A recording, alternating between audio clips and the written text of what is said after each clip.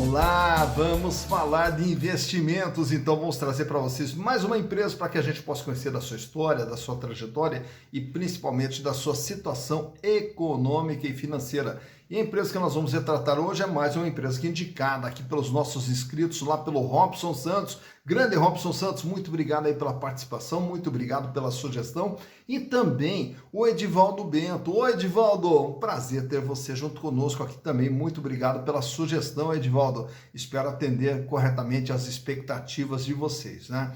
E naturalmente que todo mundo que participa aqui do canal, e é fácil participar, basta entrar aqui, ó, canal Silas Negro, e aproveita, faça a sua inscrição, dá o like e venha participar junto conosco dessa construção de conhecimentos e repartir a história e a situação das empresas para você que está investindo em ações ou pretende investir em ações, né? Claro que hoje estamos vivendo aí momentos extremamente turbulentos, né? Mas eu digo para vocês que ao estudar historicamente a Bolsa Brasileira, a gente já teve diversos momentos aí de euforia e diversos momentos também de profunda tristeza aí com a queda do valor das ações, mas isso é natural, é normal e tudo isso passa. E todo esse momento que a gente está vivendo hoje é reflexo até de uma instabilidade econômica que nós estamos tendo aqui no Brasil, e quando existe toda essa estabilidade econômica com alta de juros, com alta de inflação, a falta de um crescimento, né, da nossa economia,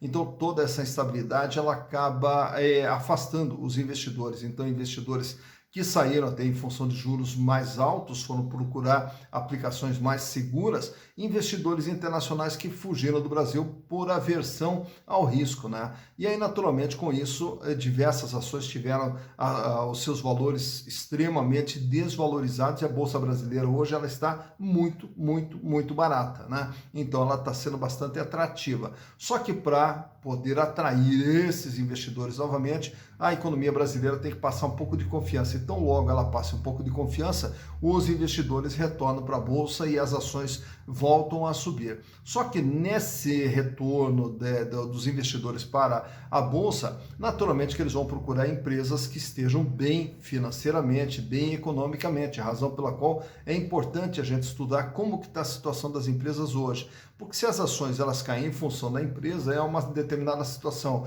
Se as ações caem em função da economia, é outra situação. Essa queda em função da economia, tão logo a economia deu um sinal de confiança, os investidores retornam procurando essas empresas. Então a resposta delas vai ser bem mais rápida, a razão pela qual então é importante a gente saber como que está a situação das empresas. E a empresa que nós vamos retratar hoje, indicada lá pelo Robson e pelo Edivaldo, trata-se da Triunfo Participações e Investimentos S.A. A Triunfo, que ela começa toda a sua história lá em 1978, no estado do Paraná, como construtora Triunfo, uma construtora voltada para obras de infraestrutura, para a construção pesada. Então ela começou a se desenvolver nessa construção de estradas e mais ligada à construção pesada. Tanto que daí chega no ano de 1999, aí eles criam a Triunfo Participação e Investimentos S.A., que é uma empresa voltada para trabalhar com as concessões. E essa empresa ela é formada através da união da Concepa, da Concer e da Econorte. No ano de 2002 também já passa também a atuar no setor de energia elétrica. Então ele vai diversificando toda a sua atuação. Chega no ano de 2007, faz o IPO, e a Triunfo Participação e Investimentos S.A. passa a ser uma sociedade anônima de capital aberto, e aí existe uma separação total da construtora Triunfo. A construtora Triunfo segue por um caminho e a Triunfo Participações e Investimentos segue por outro caminho totalmente desvinculada da construtora Triunfo. Na sequência, vai ampliando a sua questão de concessões, inclusive também com a participação na concessão junto de um consórcio do aeroporto de Viracopos, né? E também no ano de 2014 passa a atuar também dentro de um consórcio com a Transbrasiliana. Então você vai ver diversos postos de pedágio, diversas empresas aí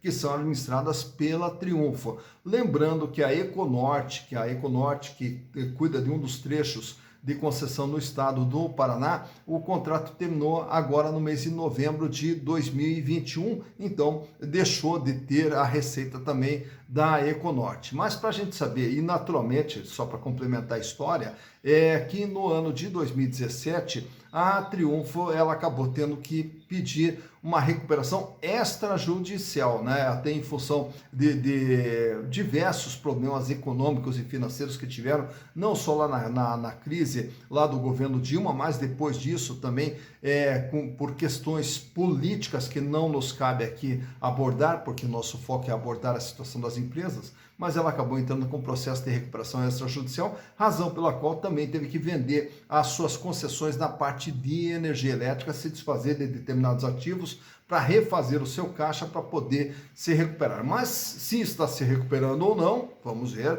através dos números. Para tanto, trouxe aqui o balanço de 2018, 2019, 2020 e as últimas informações agora do mês de setembro do ano de 2021. Então, vamos aos números. Bem, então vamos para os números aqui da TPI Triunfo Participações e Investimentos S.A. e para tanto trouxe aqui 2018, 2019, 2020 e também as informações agora do dia 30 de setembro do ano de 2021.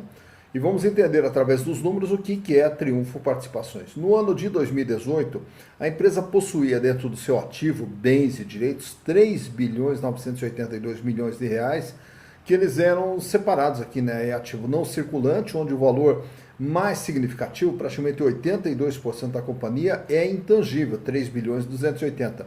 E o que é esse intangível? Aqui são todos os direitos de concessão das rodovias e também do aeroporto de Viracopos.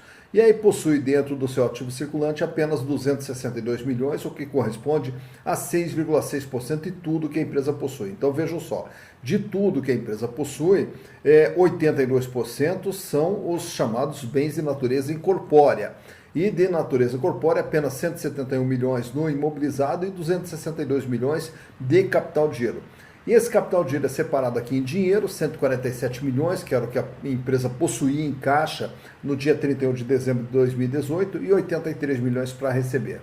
Já no ano de 2019, há um pequeno recuo aqui para 3,746, naturalmente que o peso maior continua sendo intangível, e o capital de giro recua para 211 milhões. A posição de caixa agora cai para 114 milhões e 71 milhões em contas a receber.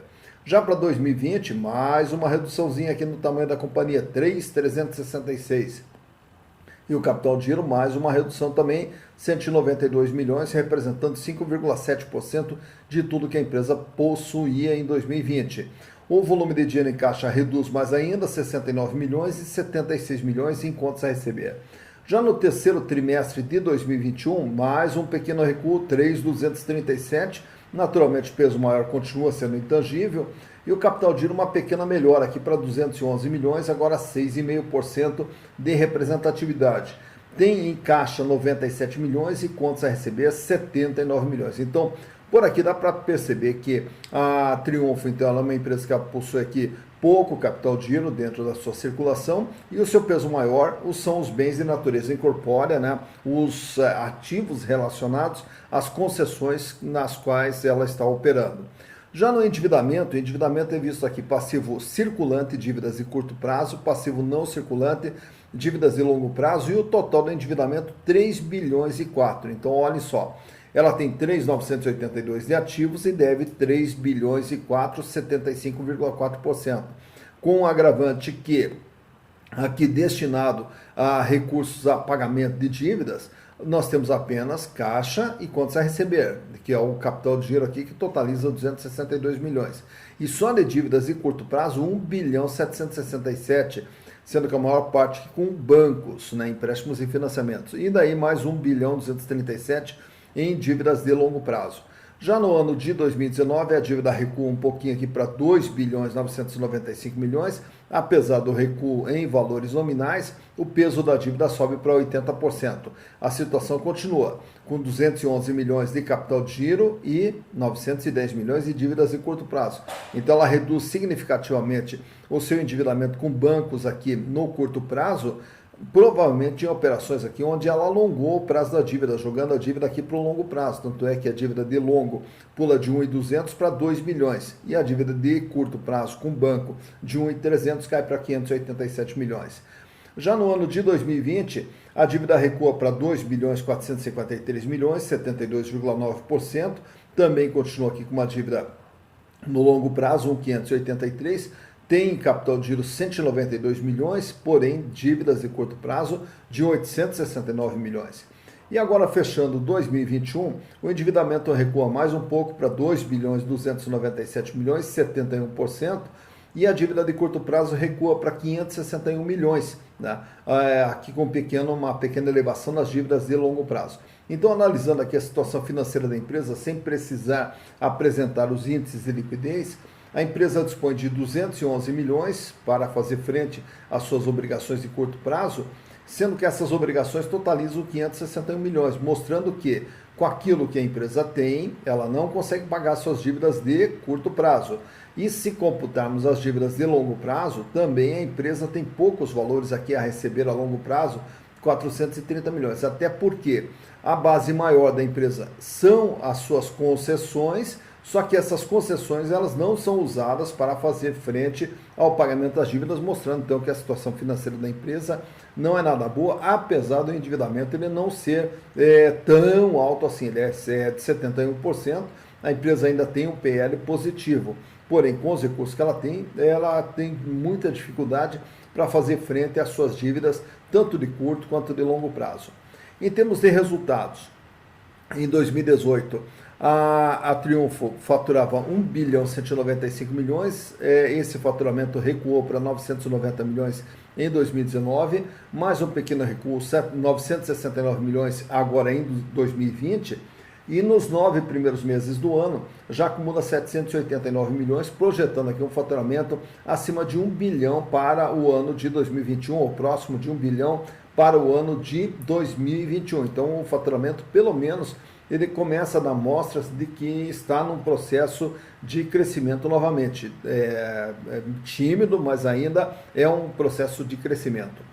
A empresa que vinha com prejuízo de 386 milhões em 2018, em 2019 perdeu mais 216 milhões, então mais um prejuízo, e a partir de 2020 ela passa a ter lucro, 168 milhões de reais. E agora em 2021 acumula até setembro 29 milhões de lucro, também projetando um lucro aí em torno de 40 milhões para o ano de 2021. Pelo menos a empresa então para de ter prejuízo e começa a ter lucro. E esse lucro aqui é onde que a gente vai observar. Vai observar que quando ela registra em 2020, já que ela teve esse lucro aqui, registra em 2020 receitas operacionais, né? Dentro dessas despesas operacionais temos um número positivo, quer dizer que as receitas foram maiores do que as despesas.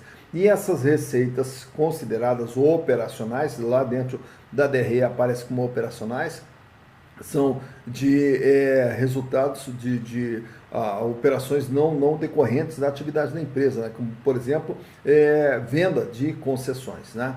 E agora, já no ano de 2021, volta a ter uma despesa operacional de 77 milhões de reais. Então, mostrando que a atividade da empresa ainda não está conseguindo produzir lucros, né? Então, o lucro que ela teve aqui não é decorrente de receita de vendas, de prestação de serviços, menos os seus custos para produzir esses serviços aqui. Então está aqui, mas pelo menos a empresa ela vem se movimentando aqui no sentido de reverter uma sequência de prejuízos e, consequentemente, sair da recuperação extrajudicial.